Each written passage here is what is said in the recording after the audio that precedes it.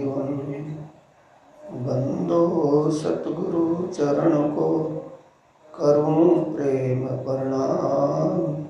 अशुभ हरण मंगल करण धन श्री देव चंद्र जी नाम। श्री प्राणनाथ निज मूलपति श्री मिहिर राज सूना। तेज कुंवर श्यामा जुगल पल पल करूं प्रणाम। धनी जी को मैं पल पल करूं प्रणाम।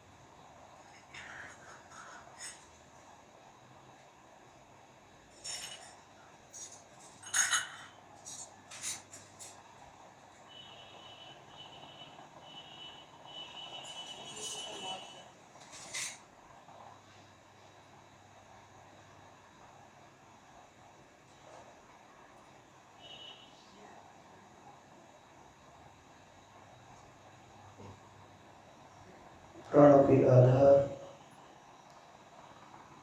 आत्म संबंधी प्यारे श्री सुंदर साथ जी, नगरवासी धर्म प्रेमी साथियों, माताओं बहनों, अनादि अक्षरातीत पारब्रह्म परमात्मा की असीम कृपा और प्यारे आदि सतगुरु महाराज जी की प्रेरणा से आप सभी सुंदर साथ ब्रह्म ज्ञान चर्चा में उपस्थित हुए हैं। ये हमारे जीवन का अनमोल समय है, जिस समय में हमारी आत्मा की जागृति की कोई बातें या कोई विषय सुनने को मिले, जीव को अखंड मुक्ति का रास्ता मिले, यही अनमोल घड़ी है, अनमोल समय है। और प्रियतम पारब्रह्म परमात्मा की कृपा के बिना ये संभव नहीं है। बाहर की बातें बाह्य कृपा हम समझ लेते हैं, लेकिन बातों में कृपा जो एक आत्म फीलिंग का विषय है, अंतर आत्मा से विचारने से ही एहसास होता है कि हाँ ये विशेष या बातों में कृपा है। आज का प्रसंग ब्रह्मवाणी के ग्रंथ किरंतन से है। इससे हमें वो आज के प्रसंग से समीक्षित बुद्धि से समीक्षा करनी है,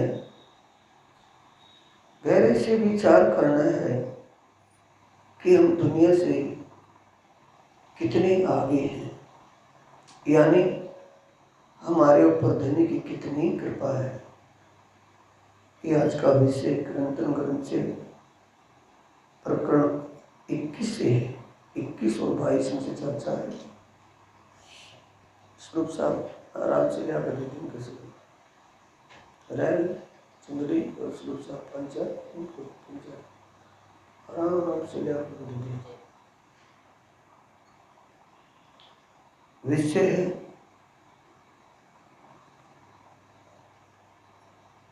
संसार में, संसार के लोगों को, किसी को, चाहे वो एक आम इंसान है, आम इंसान तो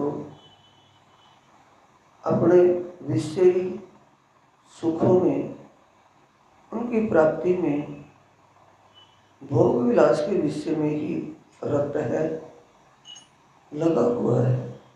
दूसरा कोई भी विद्वान जानकार या ऋषि मुनि या कोई तपस्वी साधक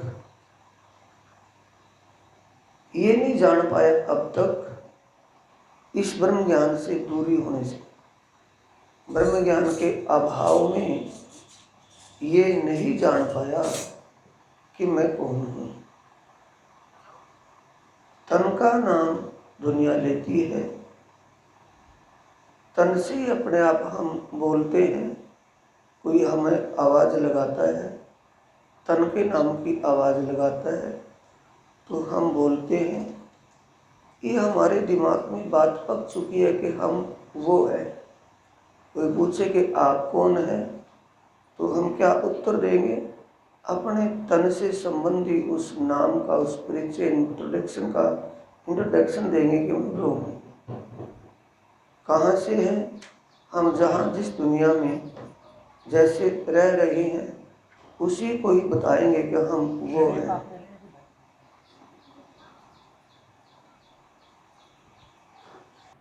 जिसने इस वाणी को नहीं समझा अभी तक, ये तत्व ज्ञान देखने को नहीं मिला, ये समझा ही नहीं, इसके बारे में समझ नहीं, जाना नहीं, तो उसको ये पता नहीं कोई भी है, चाहे वो इंसान है या वो ऋषि मुनि विद्वान है या भगवान है या वो ईश्वर नारायण है। ऊपर से लेकर नीचे तक सृष्टि में, पूरी सृष्टि में कब तक, जब से ये सृष्टि दुनिया बढ़ती मिटती आ रही है, बन गई मिट गई, बन गई मिट गई, तब से किसी को भी ये पता नहीं था कि मैं कौन हूँ, मैं कहाँ से आया हूँ, मेरा सच्चा संबंध किससे है, वो कहाँ पर है, उसका स्वरूप कैसा है, उसका धाम ठिकाना कैसा है, वह क्या लीला होती है। जब एक ही बात के पीछे प्रश्न चिन्ह लग गया कि मैं कौन हूँ, इसके पीछे सारी इंट्रोडक्शन आ गई कि वो कौन कहाँ से आ गया है, किसी को भी पता नहीं था। ऐसी भोली भाली दुनिया में, ऐसे अज्ञान भ्रम के अंधकार में ब्रह्मात्माओं का आना हुआ। उन ब्रह्मात्माओं में सबसे पहले परमधाम की सुंदरबाई आत्मा, जो सतगुरु धनी श्री देवचंद्र जी के तन में विराजमान थी, उसको अपने आप की पहचान हुई 40 साल में। उनके तन की आयु 40 वर्ष हो गई थी। 40 साल में उनको पता चला कि मैं कौन हूँ, मैं कहाँ से आई हूँ, मेरा सच्चा संबंध किससे है। आत्मीय, सच्चे का मतलब आत्मीय संबंध, शरीर का नहीं, आत्मीय संबंध किससे है और उसका स्वरूप कैसा है, वो कहाँ रहते हैं, वह क्या लीलाएं होती हैं। इस बात का पता किसको चला? दिव्य ब्रह्मपुर परमधाम से आई आत्म सुंदरबाई को। उसने ये पहचान कराई तो अनेकों को, 313, मतलब अनेक का मतलब एक को नहीं, 313 परमधाम की आत्माओं को, उनके तन में बैठी हुई आत्मा को पहचान करके एक ख्वाजा परिवार से संबंधित एक मुसलमान ने, जो सब्जी बेच रही थी, जिसको खोजी बाई कहा है, ख्वाजा परिवार से संबंधित थी, खोजी बाई कहा है, वो मुसलमान नहीं थी। एक गली में सब्जी बेचते हुए आवाज़ लगा रही थी कि कोई सब्जी ले लो, तो उस आवाज़ से पहचान लिया था कि ये बोलने वाले परमधाम की आत्मा है, बुला करके लाओ। ऐसा उनको पता रहा, उनके अंदर प्रीतम पारब्रह्म परमात्मा की पावर विराजमान, सर्वशक्ति विराजमान थी। तो ऐसे में उनको आत्मा मिली, इंद्रावती आत्मा। इंद्रावती आत्मा महराज ठाकुर केशवराव ठाकुर जामनगर के वजीर पद पर कार्य कर रहे थे। उनके घर में धनबाई जी के यहाँ महराज ठाकुर का जन्म हुआ। तन का नाम महराज ठाकुर और उस तन में राजा मरु का जीव तपस्वी जीव था, शुद्ध पाक पवित्र जीव था और उसके ऊपर परमधाम की आत्मा इंद्रावती की सुरता विराजमान हुई। तो वो भी ऐसे ही परिवार में जिसमें कोई कुछ भी नहीं जानता था। परिवार एक ब्रह्मांड संसार में नारायण भगवान को ही पता नहीं था, तो नारायण की बनाई सृष्टि में किसको पता होता? तो किसी को पता नहीं था। सब अज्ञान भ्रम में भटक रहे थे। सब आग पानी मिट्टी पत्थर की पूजा कर रहे थे, जड़ की पूजा में ही थे, भ्रम में थे। तो जो पाई लिखी है 586 पेज पर, नीचे परले पेज पर सबसे नीचे की चौपाई, ऊपरले चौपाई है दूसरी। देखत काल पछाड़त पल में तो भी आंख ना खोले। पता है एक दिन आखिरी श्वास आएगा, चल बसेंगे। सबको पता है एक चलने का समय आएगा ही आएगा, निश्चित है वो। तो आप जैसा और कोई ना देखे। अंदर अहम क्या है कि अपने समान, कुदरती बात है ये तो स्वाभाविक। इस भूलोक में, इस पृथ्वीलोक में, दुनिया में, इस संसार में एक स्वाभाविक बात है, आप अपने आप को सबसे सर्वश्रेष्ठ देखना, मानना। ऐसी हालात में, ऐसे परिवार में थे। आप जैसा और कोई ना देखे, मद छाके मुख बोले।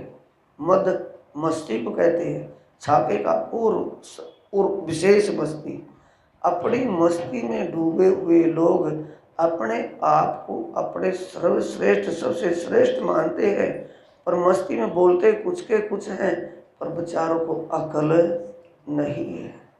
उनकी ऐसी स्थिति को देख करके दुख भी होता है और हंसी भी आती है कि ये कब अपने आप को संभालेंगे। जितना जीवन व्यर्थ चला गया वो तो चला गया, हाथ नहीं आने का। जो बाकी है उसकी भी इनको चिंता नहीं है। इनमें से, फिर निचले चौपाई है, इनमें से का मतलब ऐसी दुनिया में से, परिवार हो या एक रिश्तेदारी हो, कितना संबंध, एक के पीछे कितना उसका बैकग्राउंड कितना होता है। खुद का नाम, माता पिता का नाम, भाई बंद परिवार का नाम, मोहल्ले का नाम, एक शहर का नाम, फिर आगे एक ब्लॉक का नाम, एक स्टेट का नाम, जिले का नाम, स्टेट का नाम, पीछे देश का नाम, भूमिका बन गई ना। ऐसी दुनिया में से कह रहे प्राणनाथ जी यानी महराज इंद्रावती वासना कह रही है, इनमें से नाठ्या मैं निशंक कायर हो गई। निशंक, जब एक परमात्मा का ज्ञान हो गया, मुझे आत्मी, मुझे अपने आप का पता चल गया, मैं जीव नहीं हूँ, मैं शरीर नहीं हूँ, मैं जीव नहीं हूँ, मैं परमधाम की आत्मा हूँ। अगर मैं तन हूँ तो मेरा संबंध दुनिया वालों से है, अगर जीव हूँ तो मेरा संबंध नारायण भगवान से है, पर मैं ना तन हूँ ना जीव हूँ, मैं एक आत्मा हूँ। तो मुझ आत्मा का संबंध एक प्रीतम पार ब्रह्म परमात्मा से है। ये निसंशय हो करके, ये बात समझ करके, ये डिसीजन ले करके कायर होए। कायर का वो क्या, कायर क्या कहेंगे, अभी करना खाना तो इसको ना था, इसे करना खाना नहीं बन रहा था, करने खाने की वजह से ही बाबा बन के फिर गया, घर छोड़ दिया। बोल लेंगे ना, 59 बात बोल लेंगे कि भी करना खाना इससे बन नहीं पा रहा था, करने खाने की वजह से इसने ज्ञान ले लिया, बाबा बन गया, दुनिया के अपने सभी संबंध को तोड़ दिया, ना किसी रिश्तेदार की परवाह है, ना किसी भाई बंद की परवाह है, इसको अपनी मस्ती से परवाह है बस। इसे कहते हैं कायर हो करके नाटना। कायर कहेंगे ना लोग तो कि इसको तो किसी के मरे जीते की परवाह नहीं है, कोई मरता मरो जीता है जो, इसको तो अपनी मस्ती के मतलब है, कोई किसी के दुख सुख की नहीं है, किसी के फंक्शन में आना ना जाना, किसी से कुछ लेना ना देना, तो क्या कहेंगे, बेकार कहेंगे ना, कायर हो करके। निसंग कायर हो के फिर न देखा ब्रह्मांड, यानी कि संसार की तरफ मुड़ करके नहीं देखा। देखने का मतलब कोई क्या कहेगा, क्या होगा, रिश्तेदार क्या कहेंगे, बरादरी वाले, भाई बंद, कोई भी क्या कहेगा, मैंने इस बात को दिमाग में दोबारा घुसने ही नहीं दिया। शून्य निरंजन छोड़ में, शून्य का मतलब मैंने दुनिया के सुख ऐश्वर्य को दिमाग में नहीं रखा, मैंने स्वर्ग के सुखों को दिल में नहीं लिया। अरे उससे सतलोक भगवानों के ऐश्वर्य सुख को भी दिमाग से हटा दिया कि मुझे आत्मीय सुख चाहिए, आत्मीय आनंद में डूबना है, कुछ भी होता रहे। शून्य निरंजन छोड़ में न्यारा, जाए पड़िया पार अखंड। मैंने जब से परम धाम को जाना, मेरे हादी सदगुरु ने मुझे मेरे रिलेशन से, मेरे घर, मेरे वर, मेरी लीला और मेरे आनंद को बताया, मैं अपनी लीला में ही निमग्न हो गया। अपनी बीती बता रहे हैं। अब तो कछुए ना देखत मत में, अपने आप तो कह रहे कि मैं तो निकल गया भाई, मुझे तो इसकी तरफ दोबारा देखना नहीं है। महामत कहे पीछा ना देखिए, ना किसी की प्रवाह, एक धाम हृदय में लेके उड़ा दीजिए अरवाह। ये पहले प्रैक्टिकल उन्होंने अपना किया है, उन्होंने कदम रखा है, ना कि वो एक स्वामी होकर के सिर्फ सेवकों को ही कह रहे हैं, नहीं, पहले उन्होंने प्रैक्टिकल किया है, प्रैक्टिकल करके औरों को करवा रहे हैं। जागृत होता जगाव ही, जागृत शब्द सुनाए, एक शब्द के टेर से जीव सबे जग जाए। वो पहले जागे हैं, पहले अपने आप के संशयों को समाप्त किया, निशंक हुए, निसंशय हुए, जब उस राह पर चला और चल करके बताया। अब तो कछुए ना देखत मद में, कौन, अभी क्या उम्र आ गई है, तेरी उम्र पर ये कर लेंगे भजन, वो बच्चों का करना है यार। लड़की की सगाई हुई ना, शादी हुई ना, मैं कैसे कर सकता हूँ भजन। लड़के की जॉब लगी ना, शादी हुई ना, अभी मकान बने ना, कुछ भी नहीं बने, मैं कैसे सत्संग में जा सकता हूँ, मैं कैसे सत्संग की बात सुन सकता हूँ, कैसे मैं सत्संग को आचरण में उतार सकता हूँ। क्या प्रॉब्लम क्या है, प्रॉब्लम है क्या, क्या उसमें उम्र देखी जाएगी, या उसमें ये देखा जाएगा कि अमीर है गरीब है, इसकी गुंजाइश बजट क्या लेना देना है, कुछ उसमें कोई मोल खरीदना है, कुछ उसमें कुछ भी तो नहीं। अब मस्ती कौन सी है कि मुझे मौज है, घर बच्चे करने खाने वाले अपने पाँव पर है, मुझे कुछ भी करने की जरूरत नहीं, पूरी मौज मस्ती है, अब ज़्यादा इससे करने की क्या जरूरत है। ये क्या है, अनगोरिता, इसे कहते हैं लापरवाही। अब तो कछुए ना देखत मद में, पर अहमद है पल मात्र। कितनी देर के लिए, जीवन कैसा है, पानी का बुलबुला, पानी में तैर रहा है, तैर रहा है, और तैरते तैरते ये एक पल में फूट जाएगा। पल मात्र का मतलब, ब्रह्मा जी की आयु 100 वर्ष जी की है देवलोक में। देवलोक में जो ब्रह्मा जी विराजमान है सतलोक में, उसकी आयु देवलोक में, यहाँ पितरलोक में, यहाँ से अगर यहाँ से कंकर फेंके वो पितरलोक में जाकर के पड़ेगी। इतना नज़दीक पितरलोक है, जिसे भुरवे लोग कहते हैं। वहाँ क्या समय क्या है, हमारा यहाँ 15 दिन गुजरते हैं, वहाँ का 1 दिन गुजरता है। यहाँ एक दिन रात 24 घंटे यहाँ 1 महीना गुजरता है, वहाँ 1 दिन रात होता है। और उससे ज़्यादा परे देवलोक से परे सतलोक भगवानों का लोक, उसमें ब्रह्मा जी की सबसे कम से कम उम्र है, विष्णु की उससे ज़्यादा, उसकी उससे ज़्यादा। ये ब्रह्मा के उम्र के अनुसार ब्रह्मा की उम्र 100 वर्ष की है। उसका दिन पूरा कितने समय में होता है, दिन पूरा करके जब विश्राम करते हैं ब्रह्मा जी, जल्दी तो नहीं बोल रहा ना, जल्दी जल्दी बोल रहे हैं, समझ में नहीं आता। ब्रह्मा जी 1 दिन कार्य पूरा करके जब शाम को रात को विश्राम करते हैं, 1 दिन, ब्रह्मा का तो कुल 1 दिन ही है, मात्र दिन ही गया। और दुनिया के यहाँ 4 युग, सतयुग, त्रेता, द्वापर, कलयुग, 4 युग 1000 बार बन मिट जाते हैं। 1000 बार बीत जाती हैं। एक चतुर्युगी 17,28,000 साल सतयुग की उम्र है। लाखों में है 17,28,000 साल उम्र सतयुग की। अब त्रेता 12,96,000 साल त्रेता युग की।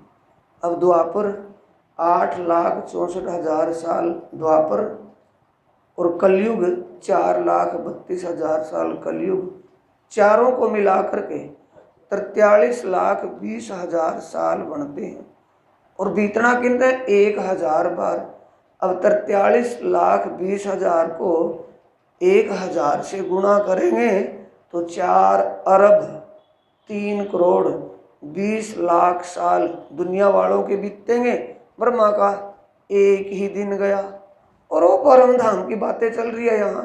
तो परम धाम का ये पल मात्र का जीवन हमारा या हजारों में है, उसके सामने तो पल का ही होगा ना, पल का ही होगा। एक पूरी दुनिया, ये संसार है, विश्व का नक्शा विश्व है। और विश्व को एक राई का दाना या सरसों का दाना रखें कि ए विश्व समझ लो, तो राई का दाना तो विश्व नहीं बन सकता ना, सरसों का दाना विश्व थोड़ी हो सकता है। समझ लो, कल्पना करके बता रहे हैं कि उसके सामने तो ये पल मात्र का जीवन हमारा है। और किस में जा रहा है? लापरवाही में। ए मद है पल मात्र, यहाँ का मद मस्ती कि मेरे जैसा कोई दूसरा ना ज्ञानवान है, ना बलवान है, ना धनवान है, ना रूपवान है। यहाँ की जैसी भी क्वालिटी है, उस क्वालिटी में मैं सबसे सर्वश्रेष्ठ क्वालिटी में हूँ। वो क्या है? उसकी मस्ती है, एक अज्ञानता है, एक लापरवाही है। अब आगे कहते हैं नीचे दीवाने बने हुए हैं। दीवाने के पगले को कहते हैं यार ये तो बड़बड़ाता रहता है, इसकी तो मेंटलिटी, इसका माइंड हिल गया है, उसको दीवाना। मोहम्मद दीवाने को कहो ना माने कि मैं कह कह करके पागल हो गया। मैं अपने दीवानगी में दीवाना हूँ, पर मुझे क्या मानते हैं कि ये दीवाना है। हिल गया इसका दिमाग, छोड़ यार इसकी बात क्या सुने। एक की बात अब क्यों वो परे की बोलते हैं, दुनिया उरे की जानती है। फर्क होगा ना, दुनिया तो उरे की जानती है, वो परे की बोलती है, तो ताल मिलती नहीं है। मोहम्मद दीवाने को कहो ना माने, सो पीछे करसी पश्चाताप। क्यों ही आया था, किसी ने शोर किया था, लेकिन उस वक्त हम खराटे दे करके सोते रहे, उस शोर को नहीं सुना। ये पश्चाताप कब होगा? जब ब्रह्मांड का प्रलय होगा और वो जीव पश्चाताप की अग्नि में जलेंगे। काश हम भी नंबर 1 बहिष्ठ को प्राप्त कर लेते। आज 8वीं बहिष्ठ में पड़े हैं यहाँ आकर के। ये शरीर छोड़ करके जाएगा और उस दरबार में, धर्मराज के दरबार में जाएगा, और जैसा कर्म किया वैसा भोग भोगने को उसको नरक अग्नि में फेंका जाएगा। तब उसको पश्चाताप होगा कि वहाँ शोर तो हो रहा था, लेकिन उस शोर में मैंने कुछ सुना नहीं था। ये पश्चाताप बाद में होगा। पीछे पछतावा होत क्या, जब चिड़िया चुग गई कि फिर कुछ बनने वाला नहीं। प्राणनाथ जी कह रहे हैं दुनिया वालों सुन लो, जो अब से पहले कभी किसी ने सुनाया नहीं था, सुन लो, कर लो।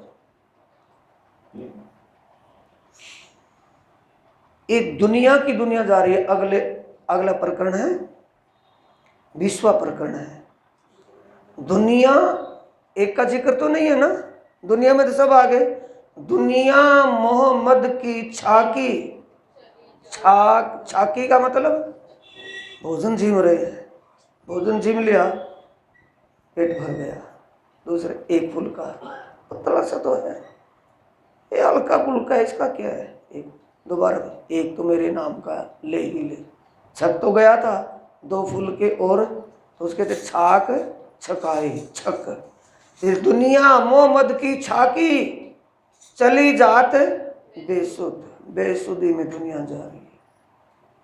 इनको ये दुनिया किसको कह रहे हैं? पशु पक्षियों से क्या लेना देना? पेड़ पौधे वनस्पति जीव तो उनके अंदर भी है ना, उनसे क्या लेना देना? वो लेना देना किनसे? जो इंसान मानव तन में आया इंसान है, उसके लिए कह रहे हैं। दुनिया मोहम्मद की छाकी चली जात, बेसुदी में चले जा रहे। दुनी दुनी पे चाहे दुनिया, क्यों? पहले से चलता आ रहा है। जिसने भी साधना कर ली, सिद्धि प्राप्त हो गई, आज बागेश्वर धाम में भीड़ क्यों है? बोलो, उसी से है किसी और से है? आप भी कर सकते हैं, आप भी कर सकते हैं। मन की बात जानना, भविष्य में क्या होगा ये बताना, मृत्यु को भी जीवित करना, प्राणादि सोम कह रहे हैं।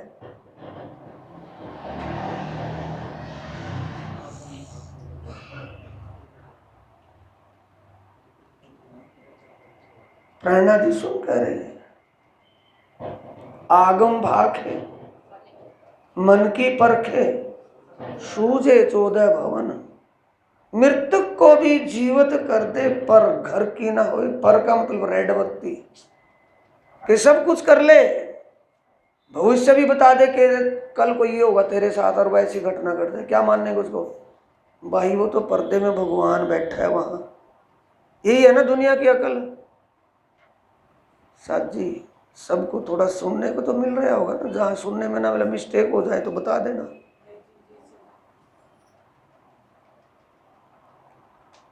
किसी के, अब यहाँ सारे बैठे हैं, किसी को मैं बता दूं कि आपके मन में ये चल रहा है ना, इसको कैसे पता चला? आपके साथ कल को ये घटना घटेगी और वो घटना घट गई। क्यों? लता के यहाँ तो साक्षात भगवान आया था, मेरे मन की बता रहा था, और उन्हें कल बता दिया था कि ये होगा। क्या मानेंगे? भ्रम में ही तो ना, असलियत में तो नहीं। तो दुनिया क्या चाहती है? दुनी दुनी पे चाहे दुनिया, ताथे करामात ढूंढे। कि महाराज जी से मैंने कहा था कि ऐसी समस्या चल रही है, और उनने भी कुछ हल नहीं किया था, और बागेश्वर धाम गया, और बागेश्वर सरकार ने बता दिया कि कल ये होने वाला है, तू ऐसा कर लिए, नहीं होगा। और समझ रहे हैं ना, उससे किसने आकर्षित किया है? कहाँ भटके हुए हम? माया के चमत्कार। ये कहाँ भटके हुए हैं? ये धोखे में, दुनिया के इस संसार के इस अंधकार में। दुनी दुनी पे चाहे, अगले चौपाई नीचे पड़े, दुनी दुनी पे चाहे दुनिया, ताथे करामात ढूंढे। यानी किसी भी हम, कहाँ तो मुक्ति का मार्ग समझते रहना चाहते हैं, कहाँ तो इस जीव को ना जन्म हो, ना ये कर्म करे, ना उसका भोग भोगना पड़े, सदा के लिए छूट गया। और कहाँ एक चमत्कार के पीछे मुझे कल ये आज ये आवश्यकता है, कल को मेरे ये जरूरत है, और जरूरत के लिए बात हो जाए, चमत्कार हो जाएगी, ऐसा हो जाएगा, कोई बात नहीं, चिंता मत कर। कहाँ आज कल की बात, कहाँ दोबारा जन्म ही ना हो, ना आए, ना जन्म ले, ना कर्म करे, ना भोग भोगना पड़े, कहाँ मुक्ति की बात। ये इतनी समझ कौन करेगा? डायमंड की 9 करोड़ लाल की पहचान कौन करेगा? जोरी। किसी को समझ होगी वो क्या खरीदेगा? खरीदने क्या आए हैं? यहाँ सत्व और जो सत्ग्रह, जो राख, जो रूढ़ी प्रकार, सत्य को खरीदने के लिए सच्चा सुख। अब तो समझ में आया क्यों? अब इसके बैकग्राउंड बारीक है। सत्व और जो सत्ग्रह, जो राख, जो रूढ़ी प्रकार, ऐणी भूमि रखा भूलता, पछे सेठ तोड़ो व्यवहार। बाद में सेठ के पास जाना पड़ेगा, व्यवहार का मतलब पाई पाई का हिसाब देना पड़ेगा। किस लिए भेजा था, तूने किया क्या है और करना क्या था, ये कभी भी विचार दिल में नहीं आता। अपने आप तो दिल में विचार कभी नहीं आता, ये किसी के नहीं आता। ये मत समझना कि किसी एक मुंह से ही कहा जा रहा हो, किसी के भी तो नहीं आता। नारायण भगवान के भी तो दिल में आता कि मेरे को ये सृष्टि का मालिक क्यों बनाया है और मुझे करना क्या चाहिए, उसको पता नहीं है। और उसकी बनाई सृष्टि के इंसानों को पता कैसे नहीं हो सकता, उनको कैसे हो सकता है। तो इसलिए प्राणनाथ जी कह रहे हैं,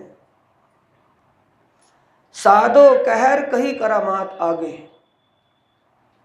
दुनी दुनी पे चाहे दुनिया ताथे करामात ढूंढे, पीछे दो बराबर संगी। पीछे कौन?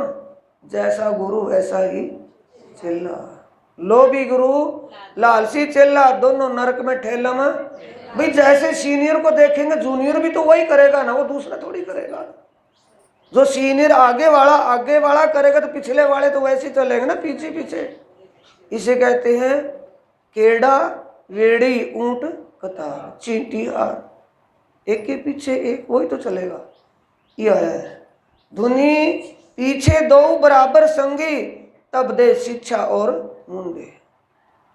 वही शिक्षा देंगे, वही बताएंगे और वही अगले पिछले वो करेंगे।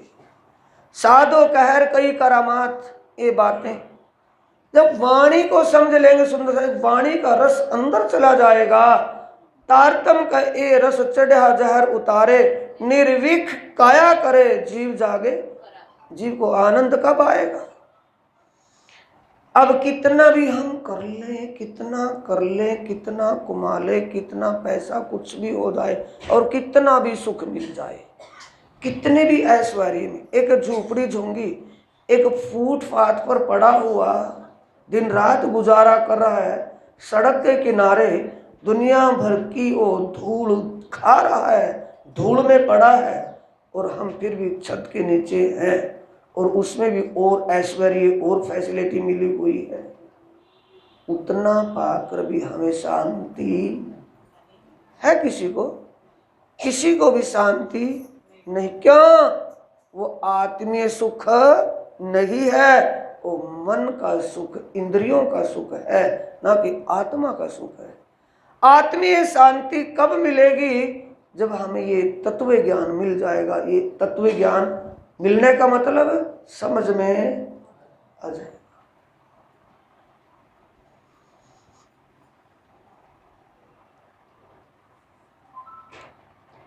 हमें सूटेबल क्या है? चमत्कार क्या दूसरा कुछ? गुरु जी की कृपा हो जाए, गुरु जी के चरण कमल पड़ जाए, गुरु जी कृपा कर दे, कुछ भी कर दे, गुरु महाराज करो, वो भी चौड़ा कर देगा कि हाँ कर दिया, क्या हो गया? कुछ होने वाला नहीं है। साधो कहर कही करामात, ये दुनिया तित रांचे। दुनिया किसमें रची पची है? उसी भी है ना। ये गाड़ी खाली जाती थी पहले, कुरुक्षेत्र खुजराहो, अब कितनी भीड़ है उसमें। क्यों है? सब चमत्कार के पीछे दौड़ रहे हैं, सब कुछ न कुछ चाहते हैं, भीड़ लगी, उसी में रचे पचे हैं। झूठी दृष्टि जो बांझी, झूठ सो ताथे दिल ना लागत, क्यों है ऐसा? सत्संग में अगर यहाँ नंबर बता, समझ रहे हैं ना, सट्टे का नंबर बताने लगे, खेत में जाकर के बैठ गए ना, 2 दिन में एडवर्टाइज हो जाएगी कि नंबर वहाँ बता जाता, वहीं चलेंगे। किसके पीछे दौड़े हैं? इस झूठे सुख के पीछे या सच्चे सुख के पीछे? जितना सुख यहाँ मिल रहा है, जो कुछ भी यहाँ दुख हो या सुख हो, लिमिट है उसकी। दुख की भी लिमिट है और सुख की भी हद है ना, कि भैया हद होगी, अब इससे ज़्यादा नहीं, हद है। दुख आ गया, दुख का समय भी कुछ पल के लिए दुख का बादल है, उड़ जाएगा। फिर सुख आ गया, कुछ समय सुख की सांस है, फिर दुख आन खड़ा होगा। तो दुख हो या सुख हो, उम्र हो, कुछ भी है, ये सब परिवर्तनशील होने से झूठा है। झूठा है सच्चा है? जो बदले यानी कि जिसमें परिवर्तन होए, परिवर्तन होने वाली चीज सच्ची नहीं है, झूठी है। शरीर पहले छोटा सा बालक था, फिर जवान हुआ, फिर उम्र ढलने लगी, फिर बुढ़ेपा आ गया, फिर शरीर ही छूट गया। तो ये शरीर झूठा है या सच्चा है? ये शरीर झूठा है।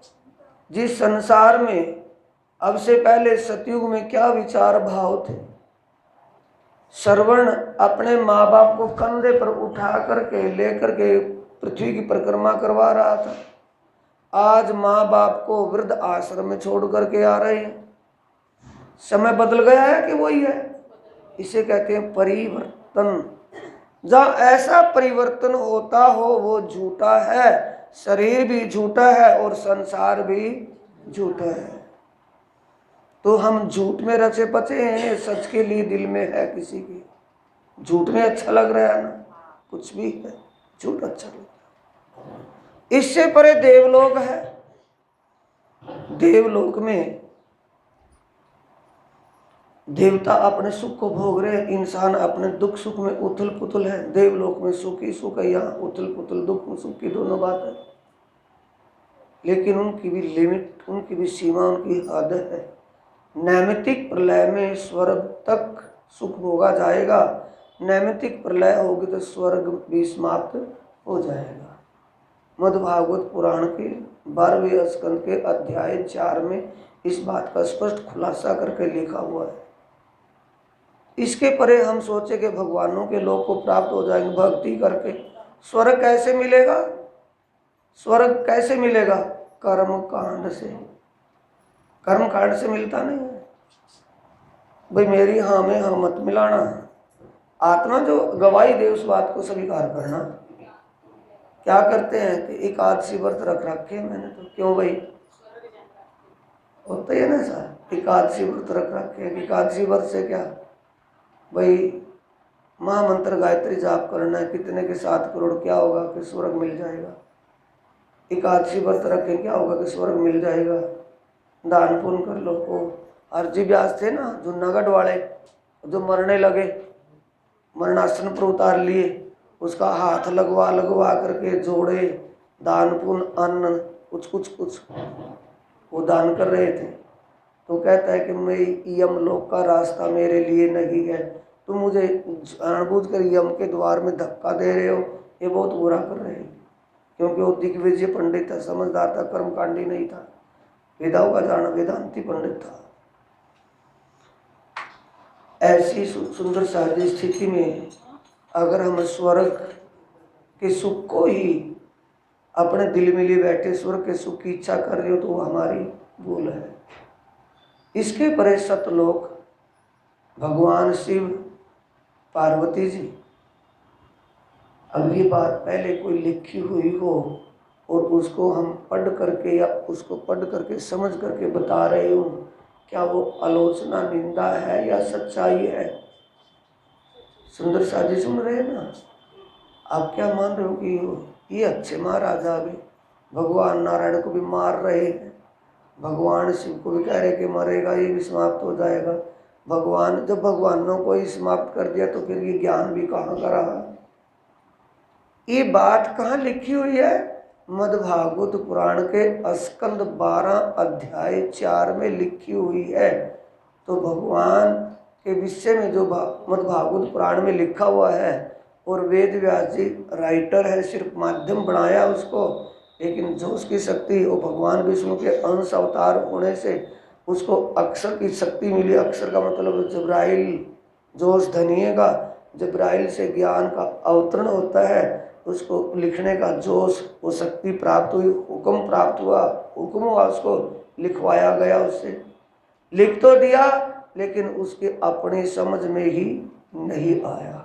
किसकी समझ में आया? उसी के बेटे सुखदेव की समझ में आया कि पिताजी ने लिखा क्या है इसमें। तो ये जो बात वहाँ लिखी गई हो भगवान की शक्ति से, परमात्मा की शक्ति से, क्या वो शास्त्रों की बात झूठी होगी? ये आज की सोशल मीडिया नहीं है कि बिना हुई बात को भी बात का बतंगड़ बना करके कुछ का कुछ बवाल खड़ा कर दे, ऐसा नहीं है। वो शास्त्रों में जो लिखा है सत्य लिखा है। तो 4 प्रलयों का जो जिक्र लिखा है वो सही है या गलत होगा? और सही बात को हम बोल करके बता या सुन समझ रहे हो तो निंदा तो ना किसी की, किसी देवी देवता की आलोचना तो नहीं है उसमें। और लिखा जो वैसे करे क्या कि प्रकृति प्रलय में सतलोक यानी तीनों भगवान भी प्रलय हो जाएंगे। फिर उसके आगे शून्य और महाशून्य बचता है। महाशून्य में भगवान नारायण विराजमान है। जब महाप्रलय होगी तो भगवान नारायण भी प्रलय में लीन हो जाएंगे, वो भी समाप्त हो जाएंगे। यहाँ तक के सुखों के लिए हम दिल में विचार लिए बैठे तो हमारी वो भूल है। विजयाभिनंदन बुद्ध निष्कलंक के स्वरूप में अक्षरातीत पारब्रह्म परमात्मा की शक्ति जो दुनिया में आई, ये भ्रम दूर करने के लिए ही आई है, सबको भव से पार करने के लिए आई है। भाव सागर है क्या? भ्रम और अज्ञान का अंधेरा। मोह सागर है क्या? तृष्णा इच्छाओं में बंधा हुआ जीव तृष्णा में डूबा रहना, ये मोह सागर में डूबा हुआ है।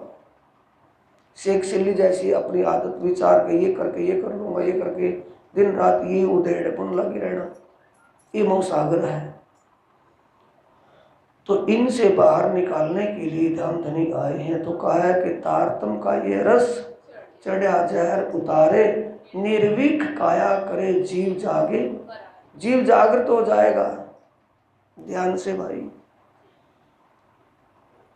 प्रसंग थोड़ा टेढ़ा।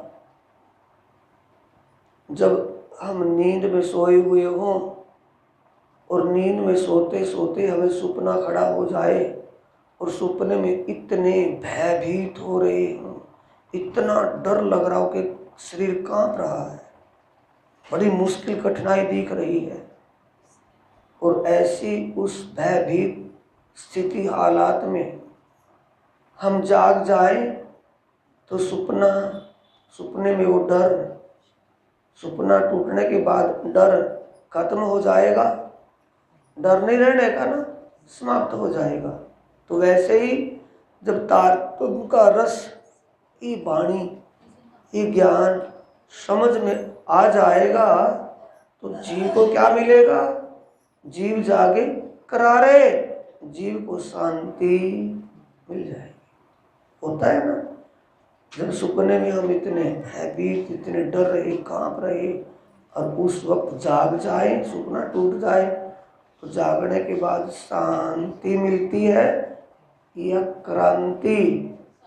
शांति मिलती है ना। ये वाणी समझ में आने के बाद क्या मिलेगी? शांति मिलेगी। जो शांति नारायण भगवान को भी नहीं मिली वो आपको मिलेगी। इसलिए ही ये बात जाए पहुंची बैकुंठ।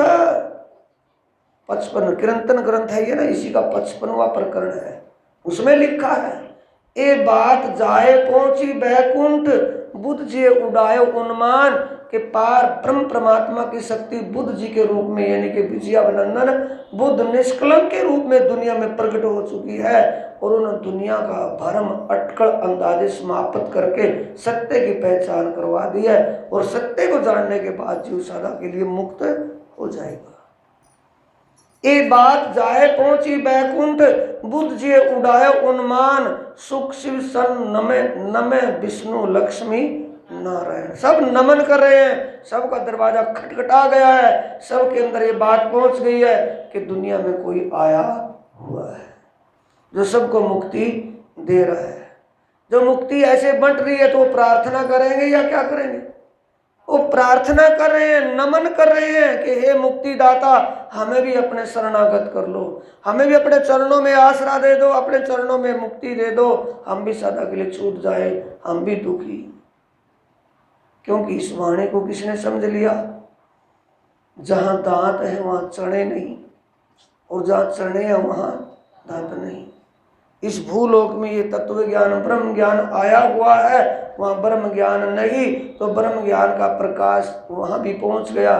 क्योंकि जब हीरा डायमंड बाहर पड़ा हुआ सूर्य निकलेगा तो उसकी किरणें आकाश को छूने लगेंगी। तो ये गति इस ज्ञान की हुई, उनको भी एहसास हो गया कि दुनिया में ऐसा ज्ञान आया हुआ है जिस ज्ञान से जीव सदा के लिए मुक्त हो जाएगा, ना जन्म लेगा, ना कर्म करेगा, ना उसका भोग भोगेगा, सदा के लिए छूट जाएगा।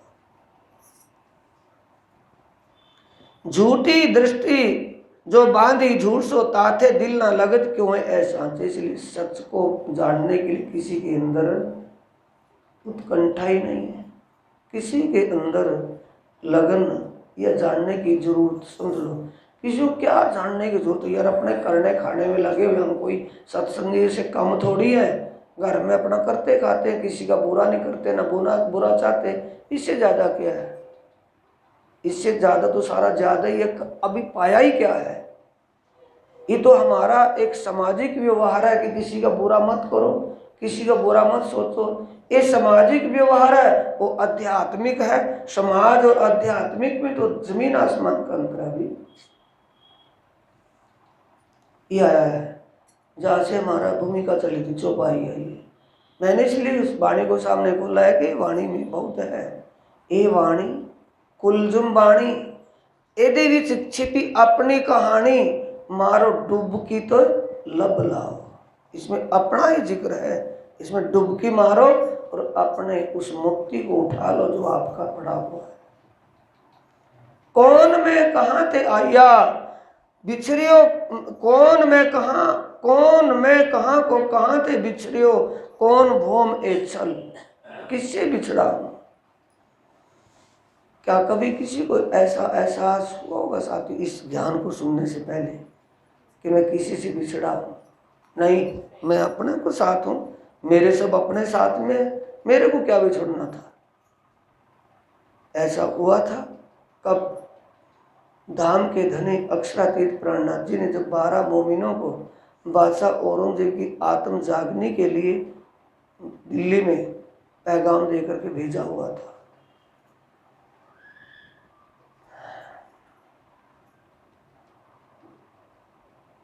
जब दरबार में गए, शेख इस्लाम काजी से बातें करके वापस लौट रहे थे, तो वहाँ एक पठान के यहाँ रुक गए, शेख बदल और लालदास जी। तो उनसे बात हुई तो मुसलमान बात ये हुई कि रूहों ने, इन आत्माओं ने परमात्मा से खेल देखने की बहस या जिद की थी, जिसके कारण इस खेल में आई हुई है। तो मुसलमान ने पूरी बात नहीं सुनी, तो उसने कहा कि मेरी रूह ने तो खुदा से कभी जिद ही नहीं की थी। समझ रहे हैं? मुसलमान क्या कहता है कि मेरी आत्मा ने कभी भी परमात्मा से जिद नहीं की थी, कभी उनसे कोई विवाद की बात नहीं की थी, मैंने तो परमात्मा से कोई बात ही नहीं की। तुम कहते हो कि जिद की थी। अब उसको क्या बताएं? ऐसे भ्रम में भटके हुए जीव सच्चाई को सुनने समझने के लिए भी तैयार नहीं, क्योंकि वो जिनकी जो खुराक होती है उस खुराक में वो राजी है। फिर भी वो आया है, कह रहा है कि क्या देखी मैं दुनिया जो इसको ना करूं अखंड। कैसे अखंड करेंगे? अपने इस ज्ञान के प्रकाश से। कुछ भी करें, कुछ भी करें, करेंगे यहाँ नहीं तो ये ज्ञान की पहचान कब होगी? जब पहले 8वीं बहिष्ठ में जाकर के, प्रलय के बाद वहां जाकर के अपने उस प्लेटफार्म पर रुकेंगे कि हाँ वो यही वो ज्ञान था जिससे हम 8वीं में ना पढ़ करके पहली में चले जाते। फ्लैट है ना, फ्लैट में पहले में नीचे बैठे हैं और एक 8वीं में नंबर 1 के ऊपर बैठा है, और नीचे से एक नंबर 1 में बैठा है, एक नंबर 8 में बैठा है। उस 8 वाले को पूरी सुविधा मिली है, पूरा आनंद जो आत्माओं का आनंद मिला परमधाम में वही उनको मिल रहा है। तो फिर पश्चाताप करेंगे ना करेंगे? और किस प्लेटफार्म पर कहा चले गए कि जाकर के आना, किसी पढ़ने वाले बच्चे के किसी विषय किसी सब्जेक्ट में नंबर कम रह जाते हैं ना, और दोबारा फिर इम्प्रूवमेंट केस करता है, दोबारा देने के लिए अप्लाई करता है और पेपर दोबारा दे करके नंबर बढ़ जाते हैं, दोबारा पेपर वहाँ नहीं होंगे। यानी दोबारा या चांस नहीं मिलेगा कि जा करके भक्ति कर ले, कुछ पहचान कर ले, ज्ञान कर ले। जो हो गया सो हो गया, रिजल्ट निकलने के बाद कोई भी सुनवाई नहीं होगी। ये पहले करना चलने से। कौन मैं कहाँ को कहाँ थे बिछड़ो, कौन भोम ए छल, गुरु शिष्य ज्ञान कथे, पंथ पैंडे पर ऐती ना काहू, अकल किसी को भी इतनी अकल। पहले बोल दिया था, थोड़े से शब्दों में बोल दिया था कि दुनिया, फिर वो बात अंदर पची नहीं थी। अभी क्या थी, कुपच कर रखी थी, नीचे नहीं जा रही थी। अब वाणी खोल करके देखा तो पच गई कि ये तो लिखा हुआ है इसमें। क्या लिखा है? गुरु शिष्य ज्ञान कथे, बहुत गुरु शिष्य होते आए, होते रहेंगे, पर ये ज्ञान किसी को नहीं था कि मैं कौन हूं। बुड्ढी को मानते थे, बॉडी के अंदर जो सोल है उसको कोई नहीं पहचानते थे। गुरु शिष्य ज्ञान कथे पंथ पैंडे पर ऐती ना काहू अकल, या घर या वन में रहे पर कहा करे बिना सतगुरु। पॉइंट मेन निकल करके आ गया ना भाई, चाहे कोई बच्चों को छोड़ करके बाबे बन जाए, पहाड़ों में चले जाएं, जंगलों में चले जाएं, कंदरा गुफाओं में बैठ जाए, ये कुछ होने वाला नहीं है। क्योंकि जब तक सतगुरु ना मिले। गुरु कंचन गुरु पारस गुरु चंदन प्रमाण।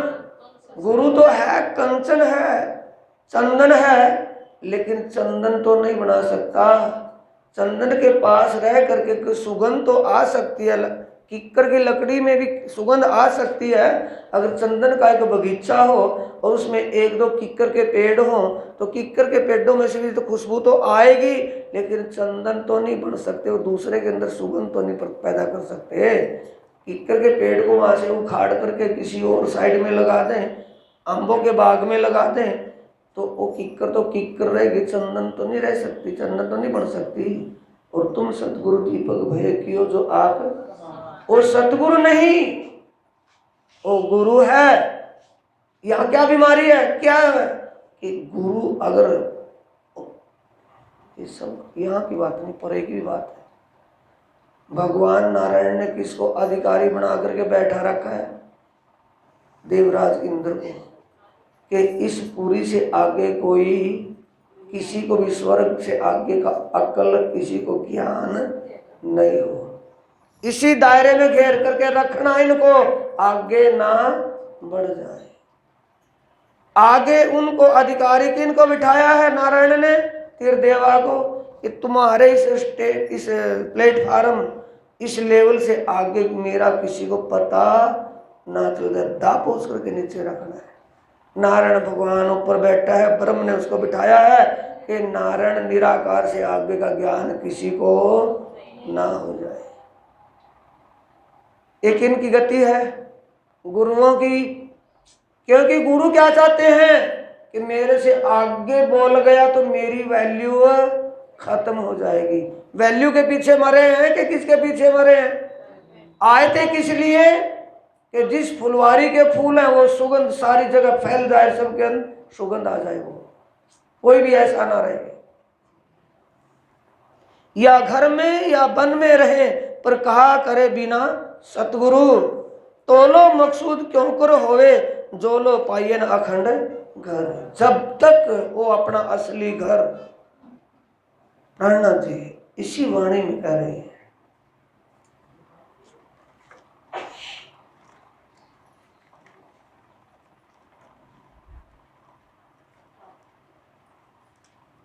पेज नंबर 564 निकालेंगे।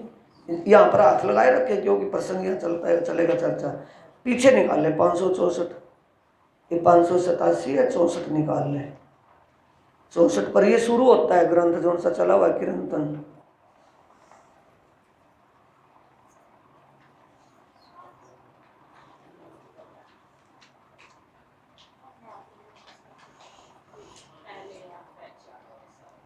खोल लिया ना?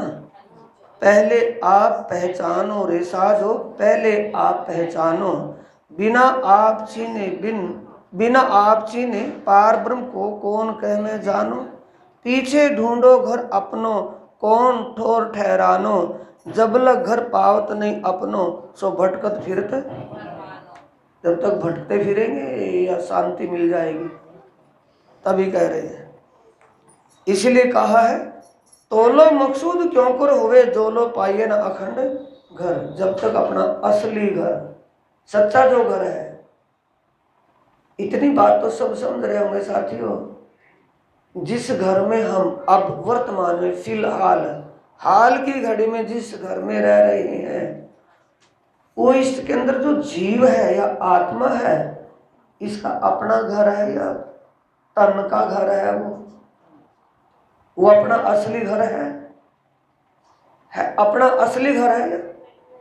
क्योंकि उसको छोड़ करके चले जाएंगे तो क्या है, उसको ट्रेन आएगी तो ट्रेन में वेटिंग हॉल में मुसाफिर खाने में बैठे हैं कि जब तक ट्रेन आए तब तक इंतजार करें, जब ट्रेन आएगी गाड़ी आ जाएगी तो रेलगाड़ी में बैठ करके चल देंगे, मुसाफिर खाने में बैठे रहेंगे।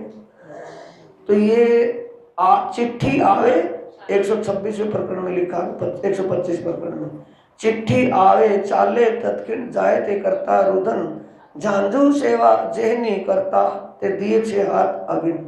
चिट्ठी आने तो बुलावा जब आएगा चलना पड़ेगा या कोई बहाना बन जाएगा, चलना पड़ेगा। तो जिस घर को छोड़ करके चलना पड़ेगा वो घर अपना है या पराया? पराया है ना, उससे तो कोई लेना देना नहीं। ना जाने ऐसे घर कितने छोड़ छोड़ करके आए हैं, पहले भी तो छोड़े हैं, कोई स्पेशल थोड़ी आए अभी, पहले भी छोड़े हैं। तो जब तक हमें सतगुरु ना मिले तब तक हमें अपने घर की पहचान नहीं होगी, घर का पता नहीं होगा। जब तक अपने घर, अपने वर सच्चे मालिक की हमें पहचान नहीं, तब तक अशांत रहेंगे कि शांति मिल जाएगी? भाई किसी कारण से किसी हादसे में किसी की यादाश्त चली जाए और वो भटकता फिरे नगरी में, जब तक उसको अपने घर की समझ नहीं आ जाएगी तब तक वो भटकता रहेगा या शांति मिल जाएगी? भटकता रहेगा। हम किस आईसीयू में पड़े हैं? दुनिया का सबसे बड़ा आईसीयू है। उस आईसीयू में कौन डॉक्टर हमारा निदान ट्रीटमेंट कर रहा है? स्वयं अक्षरातीत धाम का धनी। इस आईसीयू में हमारी यादाश्त दिलाने के लिए हमें अपने घर, अपने वर, अपने आप आत्मीय स्वरूप की यादाश्त दिलाने के लिए वो स्वयं हबीब बन करके आया है। तबीब अपने हाथ में लिया हुआ है, हबीब बन के स्वयं आया हुआ है, डॉक्टर बन के आया। नीचे की चौपाई पड़ेगी। सतगुरु सोई, यानी सतगुरु वही है। ये लक्षण दिए हुए हैं या नहीं? ए वाणी कुलजुम वाणी, एदे विच छिपी अपनी कहानी, मारो डुबकी ते लब लाओ। डुबकी मारनी, मंथन करना है वाणी का, लब लाना इसमें से मिल जाएगा। हमारा क्या है इसके अंदर? नहीं तो किताब है, पढ़ते रहो इसको। सतगुरु सोई जो वतन बतावे, सबके लक्षण दिए हैं, आत्माओं के भी और सतगुरु के भी। सुंदर साथ के भी लक्षण है और आत्माओं के भी लक्षण है। उन लक्षणों से मिलान कर ले कि बुखार डेंगू है या बुखार टाइफाइड है या बुखार वायरल है या चिकनगुनिया कौन सा है, अपने आप समझ में आ जाएगा कौन सा क्या है। सतगुरु सोई जो वतन बतावे, मोह माया और वही सतगुरु है जो हमें अपने आप की आत्मीय पहचान करवा दे कि तू कौन है। अपने आप अंदर से एहसास हो जाए कि मैं एक जीव नहीं हूं, अखंड धाम की आत्मा, मेरा किसी और से संबंध नहीं है, एक प्रीतम पार परम परमात्मा से है और मेरा घर आनंद से भरपूर दिव्य परम धाम है। स्वर्ग बैकुंठ से मुझे कुछ लेना देना नहीं है। ये अंदर ठोक ठोक करके बनती। सतगुरु सोई जो वतन बतावे, मोह माया और आप पार पुरख जो परखावे, महमत तासो कीजिए, ऐरा गहरा को छोड़ दीजिए। भंवरे को किसकी आवश्यकता होती है? पराग की, फूलों की नहीं। फूल तो बहुत होते हैं जिनमें सुगंध नहीं होती, लेकिन उसको किसकी जरूरत है? सुगंध की। जिस पराग में सुगंध है, फूलों को छोड़ करके भंवरा, फुलवारियों को, बगीचों को छोड़ करके, फुलवारियों को छोड़ करके, फूलों को छोड़ करके उसी फूल पर जाएगा जहां उसके सुगंध मिल रही है। तो इसलिए कह रहे हैं कि मोहम्मद के तासो कीजिए, ऐसा कोई सतगुरु मिल जाए, ऐसा कोई हमारा हबीब मिल जाए जो हमारा ट्रीटमेंट कर सके, हमारा कोई ऐसा हादी मिल जाए जो हिदायत कर सके। उससे मिला, कहीं भी मिले, कैसा भी मिले, किसी भी रूप में। इसके लिए सुंदर सर जी एक मेरे हादी सतगुरु का बताया एक दृष्टांत दिमाग में आ गया कि नारद मुनि जी अपने योग बल से बैकुंठ धाम में चले जाते थे। सूक्ष्म शरीर, देखो स्वर्ग में ये शरीर नहीं जा सकता, ये पंचभौतिक शरीर है ना, ये स्वर्ग में नहीं जा सकता, और बैकुंठ उससे भी बहुत परे है। तो बैकुंठ में जाते थे, यातना दे उनकी जो जीव आत्मा थी वो सूक्ष्म स्वरूप धारण करके बैकुंठ धाम में भगवान विष्णु के चरणों में दर्शनों के लिए जाते थे। जब वो जाते थे और वह उनसे वार्तालाप करके वापस आते थे, जिस जगह पर वो बैठते थे भगवान विष्णु उस जगह को साफ करवाते थे, झाड़ू पोछा वहाँ करवाते थे। तो किसी कारण से एक दिन नारद मुनि जी का ध्यान बैक वापिस पीछे पड़ गया, पीछे झांक करके देख लिया। तो उसने जब देखा कि मैं जहाँ बैठा था उस जगह को झाड़ू पोछा किया जा रहा है, इसका मतलब मैं नापाक हूँ क्या? आवेगा नहीं।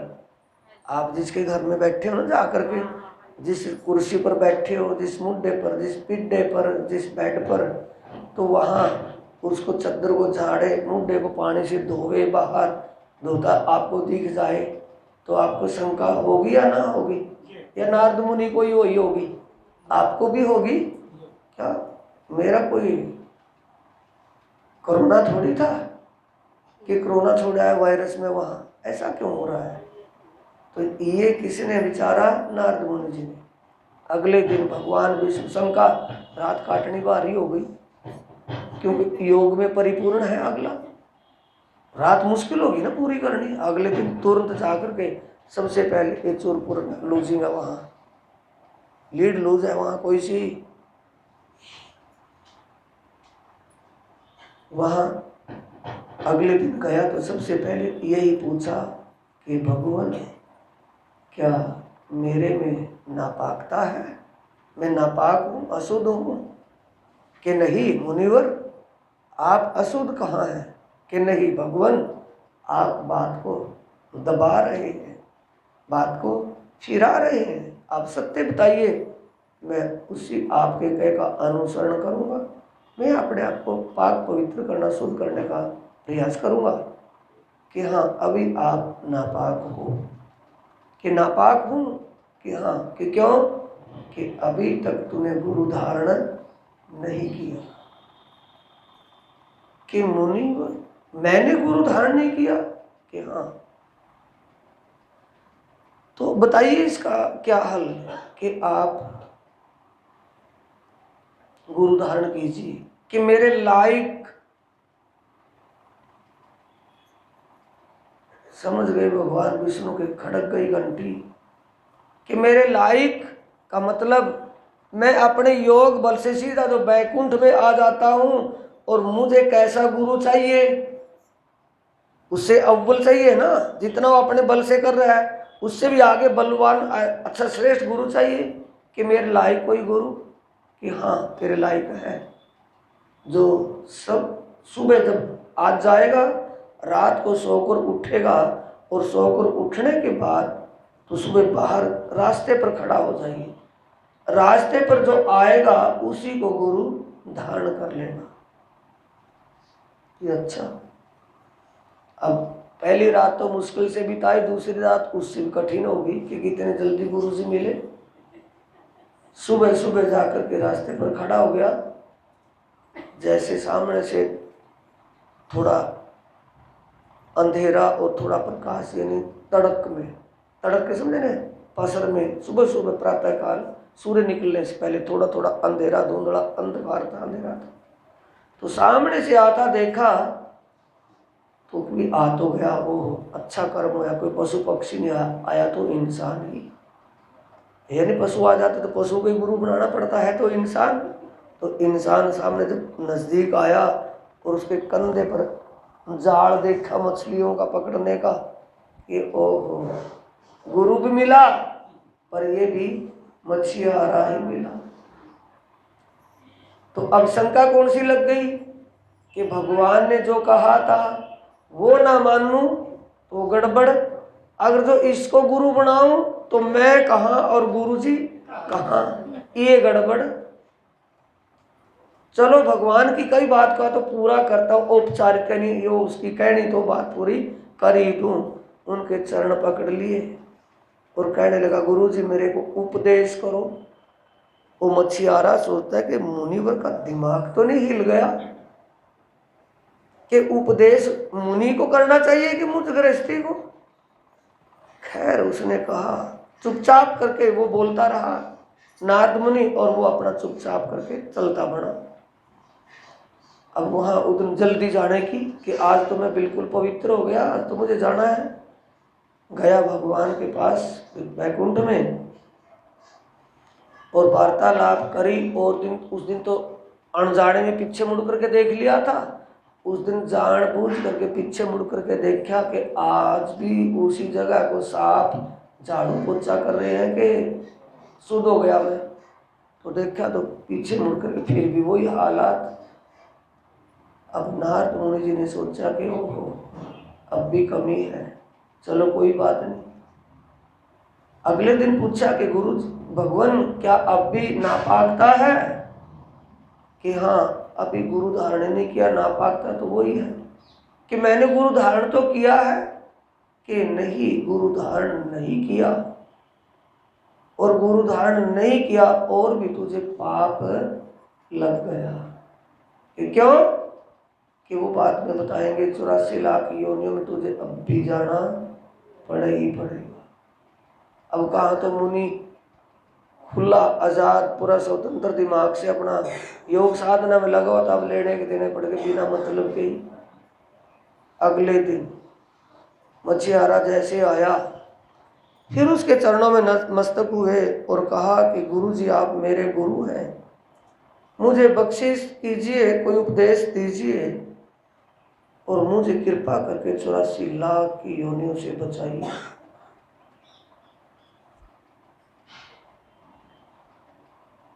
अब सोचता है मछियारा कि 84 लाख योनियों की बात कह रहे हैं, इसका मतलब कोई पीछे की बात विशेष है जिससे मुझे गुरु मान रहा है।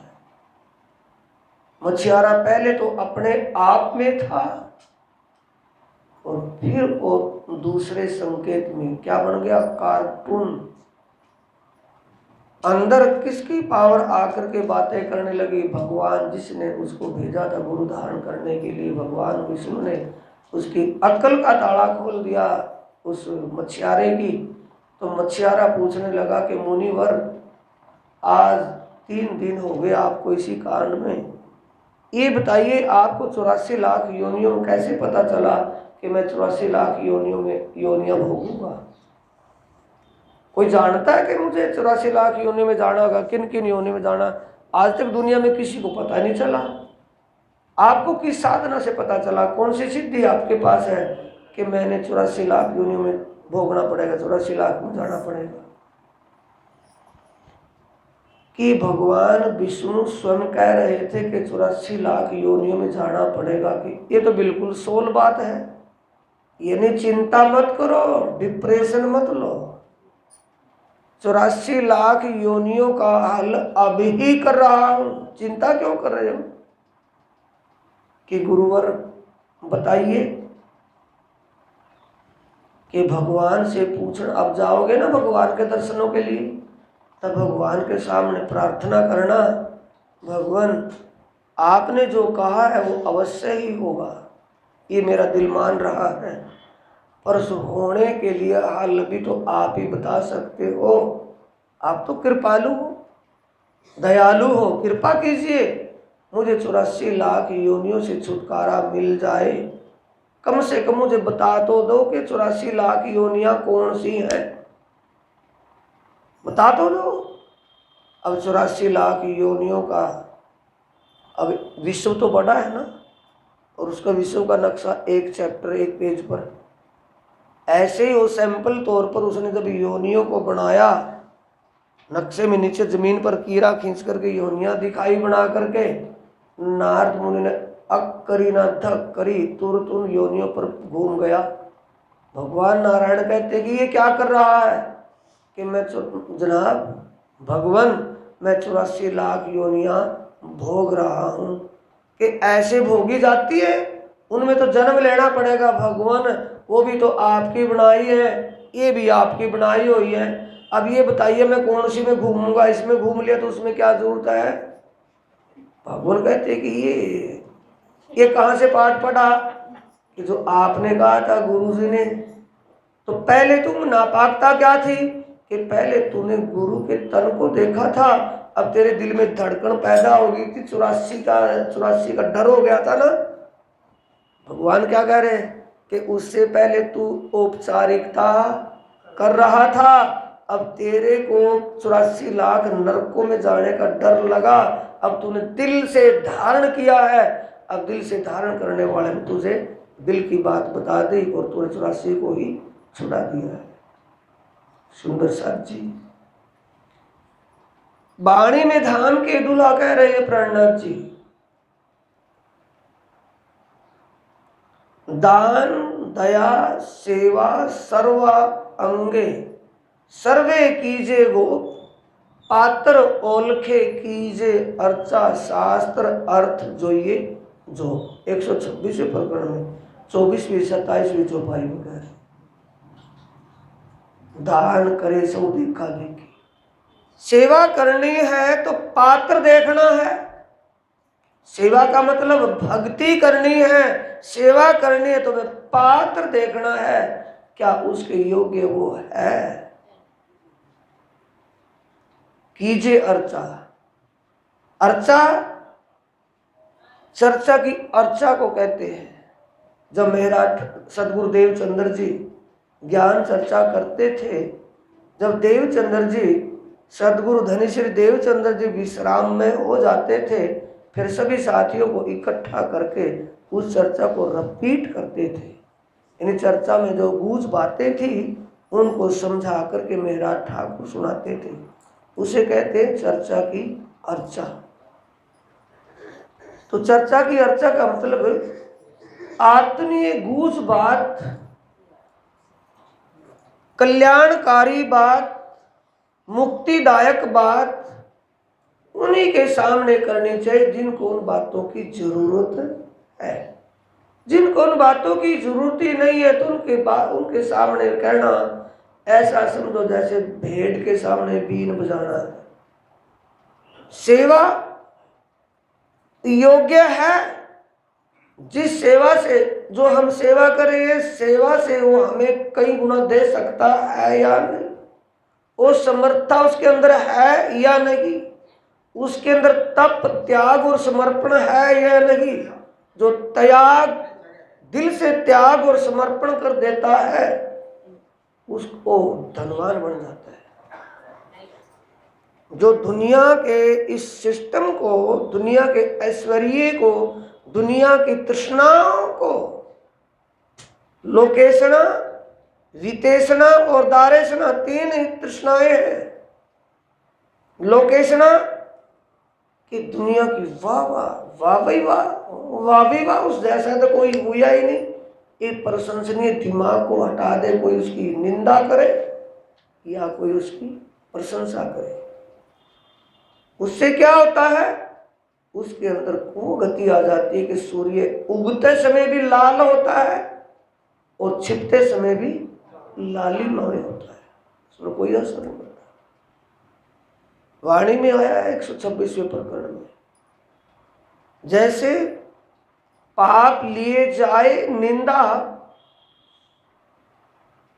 ते पुण्य नाम लिए जाए।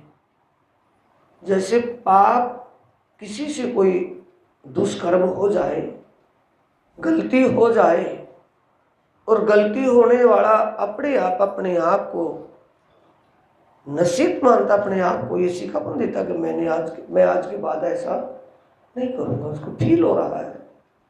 और जो उसकी निंदा करता है वो क्या ले लेता है, उसके भार को बांट लेता है। और जो पुण्य करता है, प्रशंसा, और उसके नाम का बैनर लगता है कि सौजन्य से, फला के सौजन्य से, फला आदमी के, ये फला आदमी ने कमरा बनवाया, ये पत्थर उसके नाम से, तो उसके पुण्य को क्या कहा जाती है, वो प्रशंसा कहा जाती है। इसलिए वो सेवा पात्र देख करके हमें दिल से ही करनी है, औपचारिकता के लिए नहीं। तब हमारा 120% फल उसका जो का तो मिलेगा, उसमें आया है सब।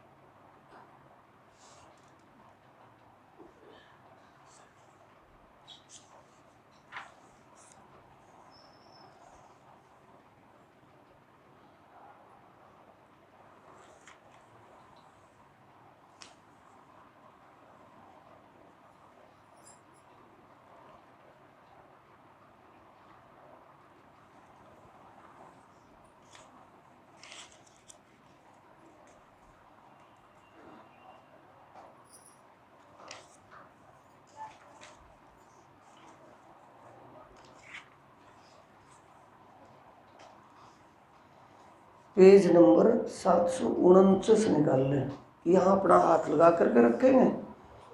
आगे पेज नंबर 749, 749 और चौपाई नंबर 14।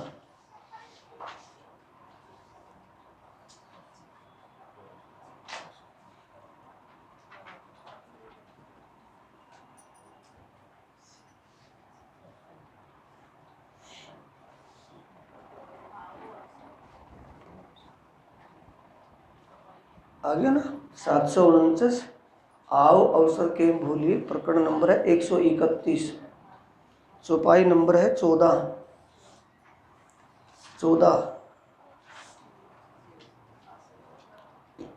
आ गया ना।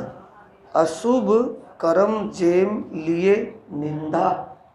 अशुभ कोई बुरा कर्म हो जाए ना, दुष्ट कर्म कोई ऐसा जो दुनिया को ना भाए, गलती हो जाए, उसको लिए जाए का मतलब बांट कौन लेती है? निंदा।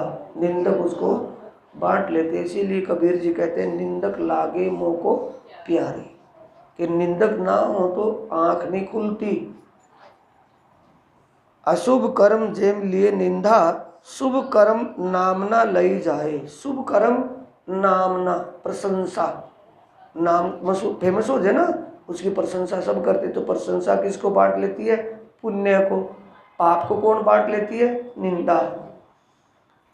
गोप साधन कीजे ते माटे, गुजराती में ते माटे का मतलब के लिए, इसलिए साधन कौन सा करना चाहिए? गोप। गोप समझ रहे हैं? गोप का अर्थ क्या है? गुप्त रूप से। गुप्त रूप का मतलब कोई भी वहां ना सेवा करे, नहीं, ये अर्थ अनर्थ हो गया। गोप का मतलब किसी को पता ना हो कि उसके दिल में क्या है, औपचारिकता के लिए नहीं, दिल से। गोप साधन कीजे ते माटे जेम सुख जीवने पहुंचू थाए, जिसका सुख जीव को 100% मिले। इसलिए ऐसा साधन गोप साधन दिल से कीजिए, सेवा करें दिल से करें, भक्ति करें दिल से करें, सुमरण करें दिल से करें, औपचारिकता के लिए नहीं। जब दिल से करेंगे, अंतर मन से करेंगे, तो अंतर्यामी को पता चल जाएगा, क्योंकि कनेक्टिविटी किससे है? अंतर मन से है, अंतर्यामी की। वो समझ लेगा कि तेरे लिए कोई कुछ कर रहा है। कई साथी मिलते हैं, कि महाराज जी जब ध्यान में बैठते हैं ध्यान नहीं लगता, जब ऐसा करते ऐसा नहीं होता कि तुमने मगा कोई चिंता मत करो, ऐसा मत कहो कि नहीं होता, होगा। जो आप दिल से करेंगे, दिल से ध्यान में बैठे हैं और वहाँ कोई प्रॉब्लम है, किसी भी कारण से कुछ भी है, आप कोशिश करते रहो, कोशिश करते रहो। आप सुरता को बार बार, सुरता कहीं और जाती है, सुरता को से ये बात बताएंगे चर्चनी का जब शिविर होगा, चर्चनी में ध्यान लगाने की बातें बताएंगे। तब वो सेंटेंस, अब सेंटेंस दूसरा चल रहा है ना, वो सेंटेंस बदल जाएगा, तब आप उसको समझना। तो उसे कहते हैं ध्यान दिल से करना। जब दिल में वो चीज़ नहीं है, औपचारिकता हम कर रहे हैं, संसार में तो चल जाएगी, उसके सामने तो नहीं चलेगी, या चल जाएगी? ये वो आदत बनी हुई है, बस ये गड़बड़ है और कुछ नहीं है। एक थोड़ा सा मैं यहाँ एक एग्जाम्पल दे रहा हूँ ध्यान से। किसी मुलजिम का केस ऐसा उलझ गया कि वकील भी हैंडजअप हो गया कि भाई मेरे बस का काम नहीं है, तेरे को सजाए मौत होनी है, इसमें मेरा कोई चारा नहीं चलेगा। एक तुक्का है, लग गया तो तीर और ना लगा तो तुक्का है। एक मैं तुझे बताता हूँ पॉइंट जो लॉ में नहीं, कानून में नहीं है, कि वो क्या है कि जिस वक्त तेरी आवाज़ लगेगी पेशी की, तो जज के सामने पेश होगा, तो जज के उस ऑफिस में अंदर पेश होने से पहले बाहर से ही ये कहना शुरू कर देना कि खब्बी ले ले सज्जी ले ले, खब्बी ले ले सज्जी ले ले, बस एक ही बोलना है ना,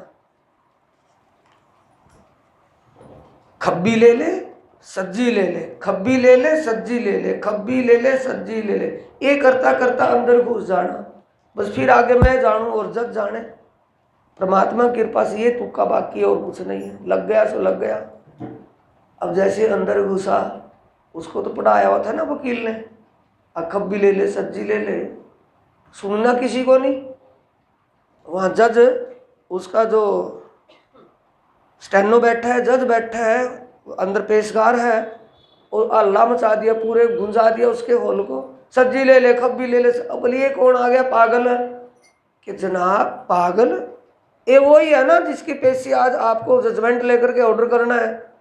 ये पागल को कहाँ से उठा लाए यहाँ यार, फिर दिमाग खा लिया इसने कि सर ये वही है जिसकी आज पेशी है, आज को जजमेंट देनी है जिसको।